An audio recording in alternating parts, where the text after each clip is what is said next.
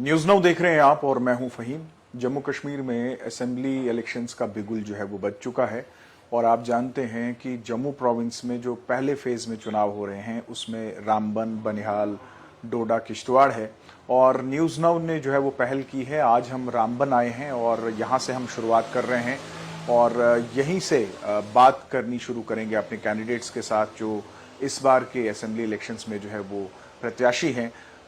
इस वक्त हमारे साथ प्रोग्राम में मौजूद हैं नेशनल कॉन्फ्रेंस के कैंडिडेट रामबन से अर्जुन सिंह राजू जी। आपका स्वागत है। थैंक यू अर्जुन जी, रामबन बहुत ही इंटरेस्टिंग बैटल ग्राउंड रहा है। नेशनल कॉन्फ्रेंस को भी एंटरटेन किया है, कांग्रेस को भी एंटरटेन किया है, भारतीय जनता पार्टी को भी जो है वो मैंडेट मिला है। अभी भी इस बार भी अगर हम देखें तो नेशनल कॉन्फ्रेंस की तरफ से एक नया चेहरा यानी आपको उतारा गया है मैदान में। सबसे पहले आपसे ये जानना चाहूंगा कि नेशनल कॉन्फ्रेंस ने जो आपको चुना, ये आपके लिए कितना बड़ा मोमेंट था? देखिए, जाती तो ये मेरे लिए एक बहुत बड़ी एक खुशी का था और एक कई सालों की जो है आदमी कार्यकर्ता की एक मेहनत होती है जी। और उसकी ये उम्मीद होती है कि जब उसको पार्टी हाईकमान उस पर कोई जिम्मेदारी आयद करती है और मुझ जैसे एक छोटे कार्यकर्ता को अगर पार्टी ने ये जिम्मेदारी दी तो मैं तो पार्टी हाईकमान का, अपनी पूरी तंजीम का जो शुक्रिया अदा करता हूं कि उन्होंने मुझे इस काबिल समझा कि मैं पार्टी की नुमाइंदगी जो है रामबन हल्के से करूं। तो ये मेरे लिए काफी बड़ा एक प्राउड मोमेंट था कि पार्टी ने मुझे इस काबिल समझा। अच्छा, रामबन में हम देखें तो बड़े डायनेमिक्स बड़े डिफरेंट है। यहाँ पे पॉपुलेशन वाइज भी अगर हम देखें, हालांकि रामबन कॉन्स्टिट्यूएंसी बहुत बड़ी कॉन्स्टिट्यूएंसी नहीं है लेकिन मुकाबला बड़ा यहाँ पे कड़ा रहता है। तो आप मैदान में उतरे हैं, आप क्या लेकर जा रहे हैं लोगों के पास, आप क्या लोगों को मैसेज देंगे? देखिए, एक तो पर्सनल मैसेज और एक तो आप देखेंगे जो पार्टी का जो मंशूर है पिछले 10 सालों से, जब से यहाँ पर 2014 से सेंटर में और यहाँ भाजपा की सरकार आई जी, आप उसके बाद देखेंगे कि रामबन को हर लिहाज से इन्होंने नेग्लेक्ट किया। चाहे आप हेल्थ सेक्टर में देखिए, हमारा डिस्ट्रिक्ट हॉस्पिटल बना था, उसकी हालात बिल्कुल खस्ता। आप एजुकेशन सेक्टर को देखिए, रामबन में जितने भी कोई, चाहे वो प्राइमरी स्कूल हैं, चाहे वो हाई स्कूल्स हैं या जो भी सीनियर सेकेंडरी स्कूल्स हैं, वहां पर स्टाफ की कमी है। हर जगह जो है स्कूलों का पूरा इंफ्रास्ट्रक्चर नहीं है। आप देखिए, रोड कनेक्टिविटी जो 10 साल पहले जो बनाई गई थी वहीं की वहीं रह गई है। तीसरी आप देखेंगे बात की यूथ का जो है, यूथ तो सबसे ज्यादा परेशान इन 10 सालों में अगर कोई हुआ है तो वो रामबन का यूथ हुआ है। आप एम्प्लॉयमेंट का कोई इधर इश्यू नहीं है। डिस्ट्रिक्ट कैडर की पोस्टें निकला करती थी क्योंकि रामबन सबसे एक तालीम के हिसाब से बैकवर्ड एरिया था जी। तो जब ये न्यूली क्रिएट हुआ था 2007 में, तो उसके बाद जब डिस्ट्रिक्ट कैडर की पोस्ट होंगे यहाँ पर एम्प्लॉयमेंट का काफी लोगों को फायदा हुआ, लेकिन इन्होंने डिस्ट्रिक्ट कैडर को खत्म कर दिया। आज की डेट में जो है जो भी है वो बाहर का आदमी यहाँ पर लग रहा है, तो जो लोकल है उसके पास वो अपॉर्चुनिटी भी चली गई। फिर जितनी भी कंस्ट्रक्शन कंपनीज आई यहाँ पर, आप देखेंगे कि उसमें 10 साल से ले है वहां पर भाजपा के चंद लोगों ने पूरा कब्जा किया हुआ था।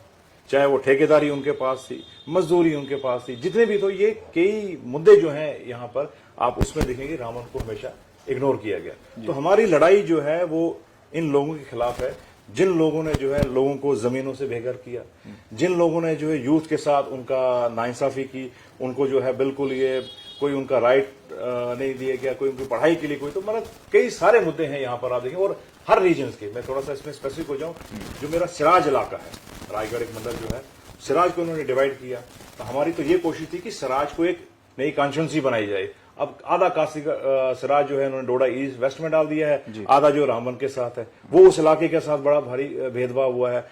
दूसरा जो है हमारा गांधरी और ये पूरा इलाका है, यहां पर आप देखेंगे लैंड सिंक हुआ। परनोत में आप देखिए पूरे मकान जमींदोज हो गए, लेकिन अभी तक उनको कोई मुआवजा नहीं मिला है उस तरीके का।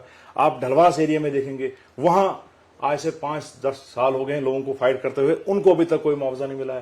पोगल परिस्थान जो था सर, एक बड़ा एक तारीखी इलाका था, यहां से तो हमारे बड़ी बड़ी हस्तियां हुई हैं, ठाकुर देवीदास जो हैं, उस इलाके को उन्होंने बाइफरकेट किया। आधा पोगल जो है वो 5 पंचायतें बनिहाल में हैं और 13 पंचायतें जो हैं वो रामबन के साथ डाली हैं। तो सियासी तौर पर हर इलाके के साथ जो है वो भेदभाव हो रहा है, हर इलाके के साथ उसका जो हक जो है वो छीना जा रहा है। तो हमारी लड़ाई किसी शख्स के खिलाफ नहीं है, उस सिस्टम के खिलाफ है जिस सिस्टम ने इस 10 साल में रामबन का डिवाइड किया। यहाँ भाई को भाई से लड़ाया गया है और दूसरा जो है यूथ के साथ नाइंसाफी हो रही है सर। अर्जुन जी, थोड़ा सा सियासी सवालों से हटकर, क्योंकि हमारा ये प्रोग्राम जो है वो सिर्फ आपके वोटर्स नहीं बल्कि पूरी दुनिया जो है वो देखेगी, थोड़ा सा अर्जुन सिंह राजू को जानना चाहेंगे। अर्जुन सिंह राजू क्या है और थोड़ा सा आपका बैकग्राउंड क्या है, प्रोफाइल क्या है, आप यहीं से बिलोंग करते हैं, आपकी एजुकेशनल बैकग्राउंड क्या है, थोड़ा सा उसके बारे में बताएं। देखिए, मैं तो यहीं का लोकल हूँ, तो रामबन का ही हूँ और सियासी घराने से भी आता हूँ। मेरे दादा जी जो है वो नेशनल कॉन्फ्रेंस में सन 77 में पहली बार यहाँ नेशनल कॉन्फ्रेंस ने जब ये रामबन डिवाइड हुआ तो वहां से वो जीत के गए और शेख साहब की वो काबीना में वो मंत्री भी रहे जी। फिर उसके बाद वो 10 साल तक सूबाई सदर रहे नेशनल कॉन्फ्रेंस के। बज़ाब्ते मेरा खुद जो है, मैंने BLLB ऑनर्स हूं मैं जी। तो अभी मैं 17 साल से प्रैक्टिस कर रहा हूं इसी जहां हम आज बैठे हैं ये बार एसोसिएशन के दफ्तर में। यहाँ का 2015 में मैं पहले बार एसोसिएशन का समय सदर चुना गया था। मैं JK बैंक में भी मैंने नौकरी की है। मैं JK बैंक में लॉ अफसर लगा था 2014 में, तो लेकिन चुनाव आया तो मुझे लगा कि ये शायद ये इदारा थोड़ा सा मेरे लिए महदूद सा मुझे वहाँ हुआ, तो मैंने वहाँ 7-8 महीने नौकरी करने के बाद मैंने उसको रिजाइन किया और वापस से अपनी प्रैक्टिस शुरू की। तो आज सियासत तो आप समझ लीजिए कि घर से ही है, लोगों की खिदमत करना। तो 40-45 सालों से जो है हमारा खानदान जो है लोगों की खिदमत कर रहा है। अप्स एंड डाउन हमने काफ़ी देखे हैं, लेकिन एक हमारी हमेशा से रही है कि हमारा हमेशा से इस फैमिली का यही था कि आपसी भाईचारा और रामबन की जो खूबसूरती है, एक यहाँ की एक मिक्स कल्चर है। यहाँ आप देखेंगे यहाँ पर डिफरेंट लोग हैं, यहाँ पर पोगली जुबान के लोग हैं, यहाँ सिराजी लोग हैं, यहाँ जुंधारी लोग हैं, यहाँ पार का जो गांधरी बेल्ट में यहाँ डोगरी लोग हैं।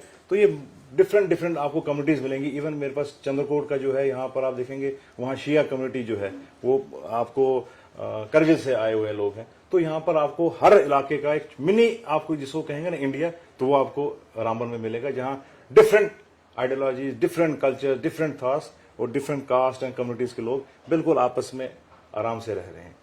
अच्छा, नेशनल कॉन्फ्रेंस जिस मैनिफेस्टो के साथ चुनावी मैदान में उतरी है उसमें 370 की वापसी भी है, स्टेटहुड का दर्जा भी है, क्या आपको लगता है कि रामबन के लोग इस सोच के साथ जाएंगे? देखिए, हमेशा 370 को जो है वो आम मिस इंटरप्रेट कराया जाता है रेस्ट ऑफ इंडिया में और जम्मू के कुछ इलाकों में जी। कि 370 का मतलब कि हिंदुस्तान के साथ अलहदगी। मैं एज ए आपको कानून और एक सामाजिक पर्सपेक्टिव से ये समझाऊंगा कि लोगों को इस चीज में शायद कन्विंस नहीं लोग कर पाए कि, और इन्होंने शायद प्रोपेगेंडा में ये हम फंस गए। 370 तो किसका पार्ट था? आईने हिंद का, कॉन्स्टिट्यूशन ऑफ इंडिया का पार्ट था जी। 370 में ऐसी क्या चीज थी? 370 में हमारे, क्योंकि इस इलाके की इस तरीके की नोयत थी, ये इलाका आप देखेंगे इसकी एक अपनी एक आइडेंटिटी था, उस आइडेंटिटी को प्रोटेक्ट करने के लिए 370 कहीं से ये नहीं देता था कि आपको जनाब आपको हिंदुस्तान के साथ नहीं रहना है। 370 तो जोड़ता था इसको कि हमारी कुछ ख्वाहिशात थी, जब हम हिंदुस्तान के साथ हर रियासतें जुड़ी हैं तो उन ख्वाहिशात को जो है वो उसको कानूनी तहफ़्फ़ुज़ देने के लिए, आईनी जो प्रोटेक्शन देने के लिए 370 रखा गया था। तो इसको ये लाया गया जी, पत्थरबाजी के साथ जोड़ने शुरू हो गए मिलते। मुझे आप देखिए 370 जब आया है, मिलिटेंसी कब स्टार्ट हुई? 90 में जी। तो उससे पहले क्या कहा था फिर? तो ये चीजों को लोगों को मिस लोग गाइड कर रहे हैं। और हमारी रियासत जो थी एक सबसे आला दर्जे की रियासत को आज हमको यूटी बना दिया गया है। तो क्या ये लोग नहीं समझे कि आपका इस लोग पर, इस मुद्दे पर नहीं जाएंगे? इस मुद्दे पर तो लोगों को जाना चाहिए कि आपको रियासत का दर्जा अगर नहीं मिलेगा, आपके पास वो डाउनग्रेड किया है, आपकी मिसाल इज्जत के साथ वो खिलवाड़ किया है, आपकी शिनाख्त के साथ अगर जो खिलवाड़ हुआ है, तो लोग तो इनको करारा जवाब देंगे। और कई सारे और मुद्दे हैं, इसके अलावा भी बहुत सारे इश्यूज हैं, रामबन के अपने इश्यूज हैं, जिन मुद्दों पर हम लोगों के साथ अपना एजेंडा आगे लेके जा रहे हैं। इन इलेक्शंस में आपकी क्या स्ट्रेंथ है? देखिए, इन इलेक्शंस में जो सबसे बड़ी हमारी स्ट्रेंथ है वो तो एक यूथ है।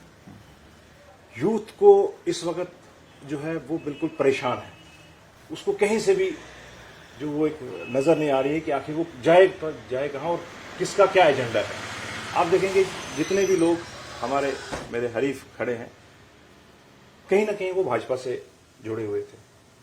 भाजपा का ए टीम, भाजपा की बी टीम। 10 सालों में मुझे बताइए कि उन्होंने किस मुद्दे पर जो है वो खुलेआम बात की जी। नाशरी टोल प्लाजा पे रातों रात टोल बढ़ाया जाता है, सबसे ज्यादा इफेक्ट कौन होगा उससे? गरीब आवाम। ऑटो वाला, मेटाडोर वाला, आम स्टूडेंट, शहरी, छोटा दुकानदार, आवाज किसने उठाई? अर्जुन सिंह राजू ने उठाई। हमने किए। अस्पताल की आप देखेंगे किस भाजपा के बंदे ने इस 10 साल में कहा कि यार इस अस्पताल की हालात सुधारी है। यूथ के बारे में, यूथ जो है वो सड़कों पर मार खाता रहा, कंपनीज में जो है मार खाता रहा। किस भाजपा के कार्यकर्ता ने जो है वो बात कही कि भैया यूथ के साथ नाइंसाफी हुई? आप देखेंगे कि 4 महीने तक लगातार हमारा काका सिंह राजू एक लड़का है, वो स्ट्रगल करता रहा, फाइट करता रहा सड़कों पर ठेकेदारों के खिलाफ। किसी ने उसकी सपोर्ट नहीं की। भाजपा के लोगों ने जो उसका उल्टा दबाया ही होगा। तो ऐसे ऐसे कई मुद्दे हैं जनाब। आप सराज में आप देखिएगा, कई जगह वहां पर हादसे हुए हैं, कई ऐसी ऐसी जगहों पर जहां पर कोई कनेक्टिविटी नहीं है, स्कूलों की बात कोई नहीं कर रहा है। तो हम लोगों को यही बात करें कि आखिर इसकी बात करने वाला सिर्फ नेशनल कॉन्फ्रेंस है और हम बात करेंगे। जमीनों से लोगों को उजाड़ा जा रहा था, किसने बात रखी? हमने तो एक फ्री कानूनी तहफ़्फ़ुज़ देने के लिए लोगों पर पैसे लगाया जा रहा था, लोगों को मतलब कि हरास किया जा रहा था। किसी भी कार्यकर्ता ने, किसी भी भाजपा के कार्यकर्ता ने कभी इन 10 सालों में अगर एक भी बात रखी होगी तो हम सियासत से किनारा कशी करेंगे, लेकिन किसी ने ऐसा नहीं किया। और जबकि हम वक्तन फक्तन जो हमेशा मुद्दा उठाते रहे, बात करते रहे, सरकार के खिलाफ आवाज उठाते रहे, तो हमें पता है कि जनता हमारे को इस चीज का जरूर सिला देगी 18 तारीख को। राजू जी, 2014 में जब चुनाव हुए तो रामबन में लोगों ने भारतीय जनता पार्टी को पसंद किया। 10 साल बाद चुनाव हो रहे हैं, आपको क्या लगता है आपका मुकाबला किस जमात के साथ है? और क्या 10 साल में रामबन में कुछ ऐसा बदला कि लोग नेशनल कॉन्फ्रेंस को ऑल्टरनेटिव लेकर चले भारतीय जनता पार्टी का? देखिए, जब 2014 में आए थे तो इनका बहुत बड़े बड़े सपने इन्होंने दिखाए, बड़े बड़े ख्वाब, मुंगेरी लाल के हसीन सपने। आप रामबन टाउन की बात कीजिए, ज्यादा दूर नहीं जाऊंगा, अगर जहां पर हम बैठे हैं आप देखेंगे कि यहाँ ये गंदगी का एक ढेर बना हुआ है।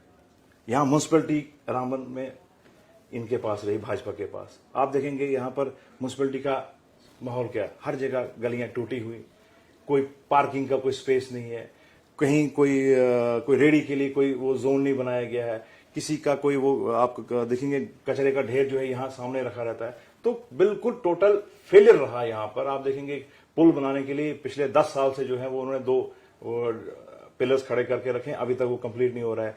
जेएनवी की बात कर रहा था भाजपा, 10 साल हो गए अभी तक उसका कहीं नामो निशान नहीं। केंद्रीय विद्यालय के लिए जो है वो इन्होंने बताया, तो 10 सालों में इन्होंने एक अगर कोई ऐसी चीज रामन को अगर इन्होंने सौगात में दी होगी, ये कहते हैं जी हाईवे तो कई जमाने से बन रहा था।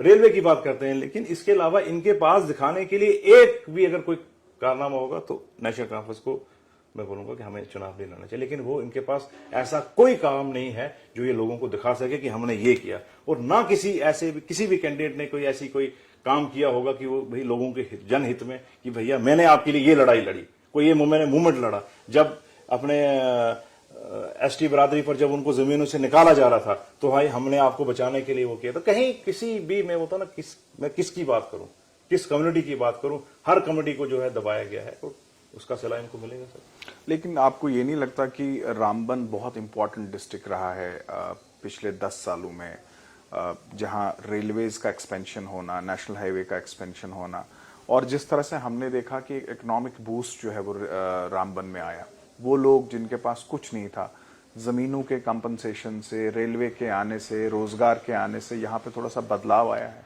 नहीं, ये इसमें आप थोड़ा सा मैं आपको दुरुस्त करूं, जमीनें हमारी चली गई, उसके लिए चंद थोड़ा सा मुआवजा मिला, लेकिन उसके बाद आप देखेंगे गोल संगलदान में देखिएगा, आप बटोद में देखिए, हाईवे टनल बना है, वहां की मार्केट आज बिल्कुल सुनसान वीरान पड़ी हुई है, तमाम होटल्स दुकानदार खत्म हो गए। आप चंद्रकोट में देखिएगा, चंद्रकोट में जब हाईवे बाहर से गया तो नीचे जितना भी मार्केट हुआ करता था आज वो सारा ठप हो गया है। आप सेरी में देखेंगे, पहले एक हस्ता जो है आबाद एक वो छोटा सा एक हाईवे पे टाउन था, वो बर्बाद पूरा, वहां आज कुछ नहीं है। रामबन को देखिए, आज रामबन में सिर्फ एक वहां वो क्या आप कहेंगे गाड़ियों का वो बस अड्डा जैसा बन गया है, बाकी कामकाज बिल्कुल ठप हो चुका है। तो रामबन के साथ कहीं दूसरी जगह हुआ होगा उसका हम नहीं बताएंगे, लेकिन रामबन पे जितने भी हाईवे पे टाउन थे, चाहे पीड़ा है, चाहे रामबन है, चंद्रकोट है, सेरी है, मगरकोट है, हर जगह जो है काम ठप है। तो कारोबार तो बिल्कुल कारोबार नाम की कोई तो चीज है ही नहीं, नई कोई फैक्ट्री इन्होंने लगाया नहीं, नया कोई प्रोजेक्ट बनाया नहीं। सावला कोट पर जो है पिछले कई सालों से हम चला रहे हैं, सावला कोट ओपन कीजिए, लेकिन अभी तक सावला कोट का कहीं नामो निशान नहीं है, जिसको नेशनल का नेशनल कॉन्फ्रेंस ने एक छोटा सा प्रोजेक्ट बगलियाड़ दिया था जिससे लोगों के घरों में रोशनी बढ़ी, छतें बनी। इनका तो एक भी प्रोजेक्ट, अगर एक कोई बड़ा मेगा प्रोजेक्ट अगर ये बताते ये, तो हम भाजपा को कहते कि भाई वाकई इन्होंने कुछ किया, लेकिन कुछ नहीं सर। आप खुद आप ग्राउंड पर जाइए, ऐसा वहां पर कोई कुछ है ही नहीं। तो कारोबार तो बिल्कुल ठप हुआ। आप बाजार के हालात देखिए, आज बाजार पूरा परेशान है। हाँ, तरक्की हुई, 2-3 ठेकेदार बनेंगे, 2-3 जो है उनके चेले चपाटे बने, उनको किसी को सप्लाई मिली, किसी को कोई ठेका मिल गया, उन लोगों की तरक्की हुई। उसमें हम बिल्कुल आपके साथ हैं कि भाजपा के 5-10 लोग जो हैं पूरे नहीं हुए। नहीं तो आज देखो वहां सिर्फ डबल है ना। अगर भाजपा में अगर इतना काम किया होता तो आज तो भाजपा कहीं दिख नहीं रही है। कोई एक इधर गिरा है, कोई कहीं गिरा है, वहां तो अफरा तफरी का माहौल है जी। वो एक दूसरे को तो मारने को तैयार है। आप वीडियो देखिए होंगी, वो तो एक दूसरे के खून के प्यासे बन गए हैं। तो जिस भाजपा ने अगर इतना ही काम किया अच्छा होता तो भाजपा तो आज इकट्ठी होती, तो वो तो आज सड़कों पर लड़ रहे हैं एक दूसरे से। तो हम तो, हमारी तो किसी के साथ लड़ाई नहीं है, हम तो सबको गले मिलाते हैं। हमारा तो मोहब्बत का पैगाम है जी। जैसे राहुल जी कहते हैं, हमारे अलायंस के वो पार्टनर हैं, तो हम मोहब्बत की दुकान है। तो वही अर्जुन सिंह राजू भी रामबन में मोहब्बत की दुकान के लिए हम काम कर रहे हैं।